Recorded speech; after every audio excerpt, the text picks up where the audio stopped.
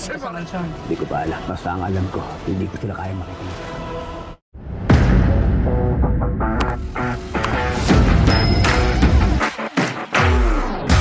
Nakaharap si Enteng sa buong grupo. Halatang mabigat ang loob niya habang inamin na siya ang nagdesisyon na lagyan ng tracker ang bag ng pera. Nangingibabaw ang pagsisisi sa kanyang boses habang kinukwento kung paano pa rin nakatakas ang mga kidnapper sa kabila ng kanilang. Tahimik si Tanggol, ngunit agad siyang nagsalita. Inamin niya na siya mismo ang dahilan kung bakit nakatakas ang pamilyang Benito. Sinabi niyang hindi niya kayang tratuhin silang parang kriminal, lalo na't nakita niya kung gaano sila nahihirapan sa buhay.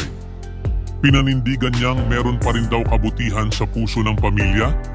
Pag-uwi sa kanila, kinausap ni Fatima ang kanyang pamilya. Matatag niyang iminungkahi na panahon na para tumigil sa mali at humanap ng maayos na trabaho. Gaya ng sinabi sa kanila ni Tanggol, wala nang ibang dapat sisihin kundi ang mga sarili nila, ayon kay Fatima. Sa mansyon, humarap si Ramon kay Don Julio. Ipinaliwanag niya ang naging desisyon niya ukol kay Marites at kung paanong hindi niya inasahan ang reaksyon ni Tanggol. Biglang sumabat si Marites. Sinabing hindi naman niya layuning sirain ang plano ni Ramon. Wala rin daw siyang balak na magtagal doon. Hindi nakatiis si Divina at diretsahang tinanong kung bakit tila nagagalit si Tanggol sa ama niya. Sumagot si Tanggol, mariin niyang sinabi na maling-mali ang ginawa ni Ramon na ang pag-uwi kay Marites sa mansyon ay lalo lang naglagay sa panganib sa buhay ng kanyang ina. Sa masinsinang pag-uusap ni Ramon at Don Julio, hindi napigilang uminit ang ulo ni Don Julio. Tahasan niyang sinang-ayunan si Tanggol. Tama siya, anya. Dapat hindi mo dinala si Marites dito. Alam mo kung gaano kaseryoso si Rigor. Tahimik na nakaupo si Divina, pero maya-maya ay nagtanong siya. Anong plano mo ngayon, Tanggol? Sagot ni Tanggol, hindi ko alam. Halatang galit siya habang sinasabi, ayokong magkasama sa isang bubong ang nanay ko at si Ramon.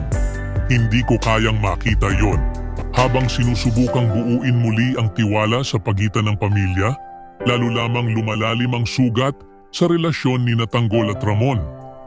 Ang pagkakaiba nila sa pananaw, ang isa'y handang lumaban sa paraang agresibo, habang ang isa na may pilit umuunawa ay nagiging ugat ng tensyon sa loob ng mansyon. Samantala, tila unti-unti nang nagbabago ang direksyon ng buhay ng pamilyang Benito, bunga ng kabutihang ipinakita ni Tanggol. Ngunit sa kabila ng mga pagsisikap, nananatiling malaking tanong kung may pag-asang maghilom ang sugat ng nakaraan o tuluyan ng mababasag ang pagkakabuo ng mga relasyon sa pagitan ng magkakaibang mundo. Ibahagi ang inyong saloobin sa comment section. Huwag kalimutang mag-subscribe at i-click ang notification bell, ang susunod na kabanata ng Batang Quiapo. Maraming salamat sa panunood